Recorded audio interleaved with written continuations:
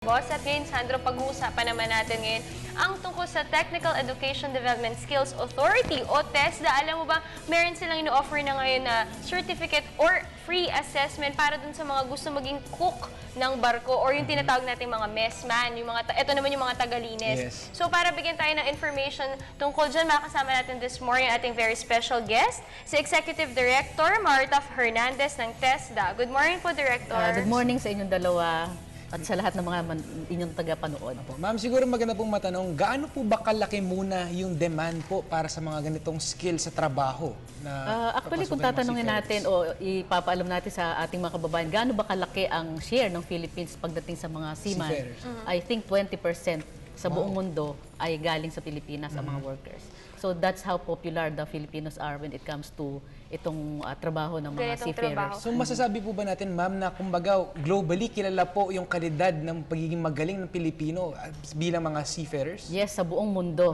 Wow. Basta Filipino workers na tayo. Pero ang good news ng TESDA ngayon ay mino-offer po tayong free assessment and certification para po dun sa mga gusto maging cook ng isang barko. Kailan po ito nagsimula? I believe nung Monday lang po ito nagsimula. Maaari niyo pong i-discuss sa amin kung ano po yung details nito. Okay, so since nung Monday, nagkaroon tayo ng free assessment para doon sa mga messman at mga cook sa mga barko na kailangan ng umalis. Kasi alam naman natin na, as I mentioned, napakasikat ng mga Pilipino pagdating sa mga trabahador sa buong mundo. So para doon sa mga messman at cook, alam din natin na maraming kailangan ng umalis. So ang TESDA ay nagbigay ng free assessment at ito ay ginagawa sa aming office sa Taguig. Nag-start kami nung Monday at ang priority natin dito yung meron ng mga employment contract at meron ng confirmation sa kanilang employers na talagang kailangan na silang umalis. Ano po yung mga requirements or documents na kailangan po nila? Okay, so unang-una kailangan nila ipakita yung photocopy at saka original copy ng kanilang employment contract at saka yung confirmation from their principal.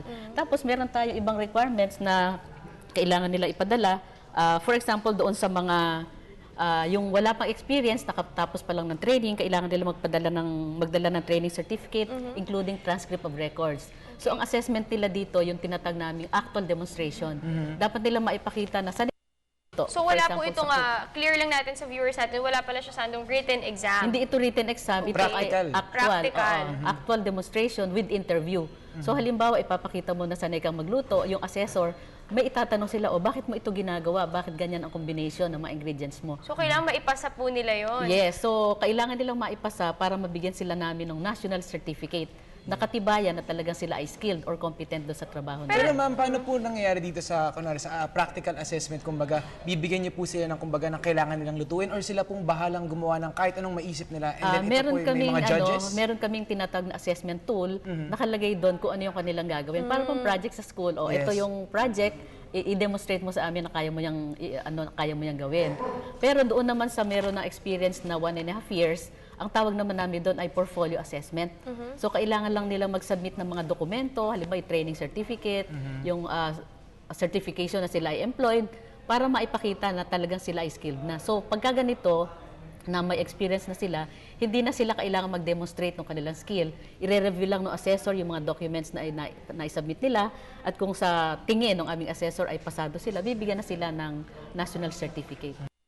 Paano naman dun sa mga viewers natin dyan, kung gusto po nilang magpa-free assessment po sa TESDA, wala silang formal training or degree sa pagluluto, pero napakagaling po nila at pasado sila doon sa assessment, pasok pa rin po yun? Yes, so as I have explained, lahat ng mga experience na pwede silang dumaan sa portfolio assessment. Kahit walang degree or training, wala silang basic education about culinary. Kasi meron tayong tinatawag na recognition of prior learning, so as long as you can demonstrate na skilled ka na doon sa trabaho na yon, pwede ka namin i-assess through portfolio. Yes. Pero ito po, ma'am, tanong ko lang po kasi sabi nga po ni Diana, banggit niya nung Monday nga lang po nagsimula itong free assessment na ginagawa po ninyo na alam naman po natin na malaking tulong. Kumbaga, gaano po siya kalaking tulong kumpara nung dati po na hindi po kayo nagbibigay ng free assessment? Like ano po yung kumbaga mas mahaba po ba yung proseso na pinagdadaanan ng ating mga seafarers na nag-a-apply ng ganitong klaseng certification? Hindi naman humahaba ang proseso kasi meron kaming procedures manual, dapat standard ang duration ng bawat service. So pareho lang, ang pagkakaiba lang ngayon ay libre yung assessment. So kumbaga nabawasan po sila ng gastos? Oo, so instead na magbayad sila let's say 500 or 600 pesos, ay libre na yon.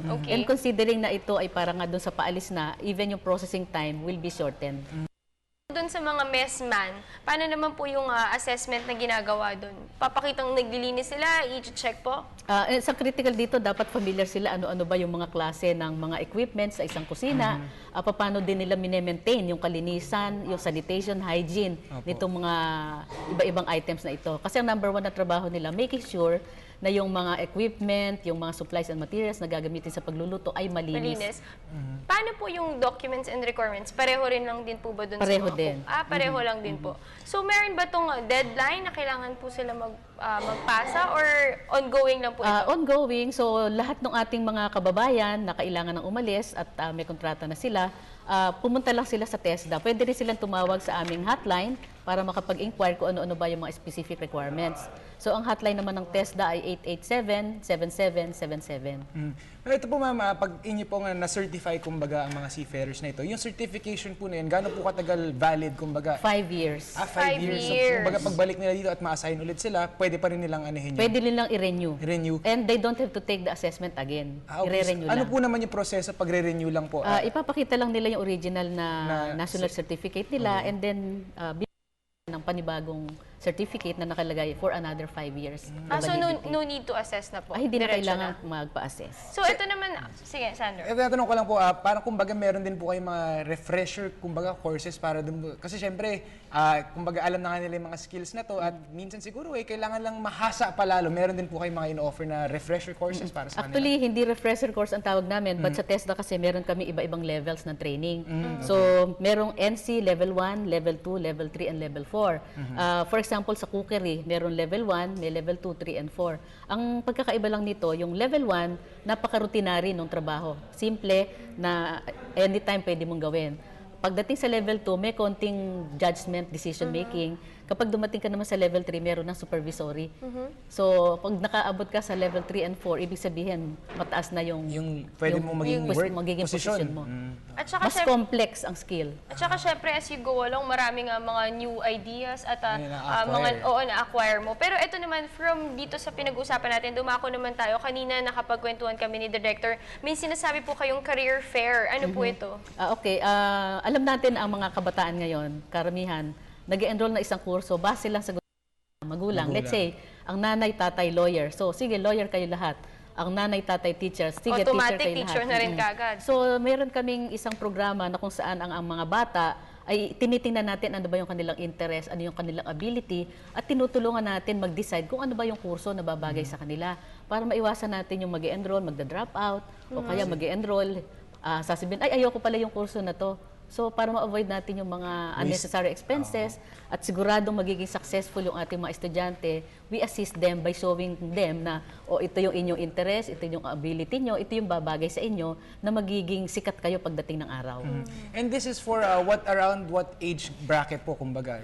Usually, yung mga po? high school graduates or graduating high school students. And this has already started po, ma'am? Yes, matagal na namin itong programa at dito sa K-12, alam natin na pirmahan na yung IRR ng K-12, mas magiging malawak ang career guidance para sa ating mga estudyante. Yes. So, Magandang ayan, bagay ito din kasi alam naman natin na parang syempre pag tayo nung high school tayo, hirap na hirap din tayo mamili ng mga course na para sa atin. Kasi minsan kung life ano decision, rin yung, kumbaga. Kung ano rin yung in demand, dun ka na pupunta kahit hindi mo hilig. Like, di ba dati parang biglang umuso yung mga nursing, tapos lahat nagsipag-nurse kahit hindi naman hilig. Correct. So, magandang way to binibigay ng TESDA itong tinatawag na career fair kung saan ma-assess mo mismo sa sarili mo kung ano yung hilig mo para doon ka talaga mabibigay mo yung best mo at doon ka mag-shine at magsa-succeed. So ngayon naman, do you have any last message, Director? Meron din tayong TESDA online program na ino-offer. So yung mga iba nating kababayan na hindi makapunta sa eskwelahan for one reason or another, pwede nilang i-open ang website ng TESDA, www.tesda.gov.ph.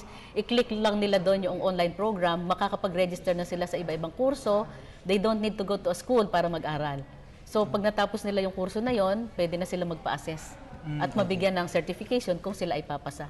So ayan, ang dami nating natutunan this morning. So kung gusto nyo pong magkaroon ng free assessment at certification sa TESDA, maaari po kayong tumawag sa 887-7777. At kung gusto nyo naman po mag-avail ng kanilang online programs, maaari po kayong pumunta sa www.tesda.gov.ph.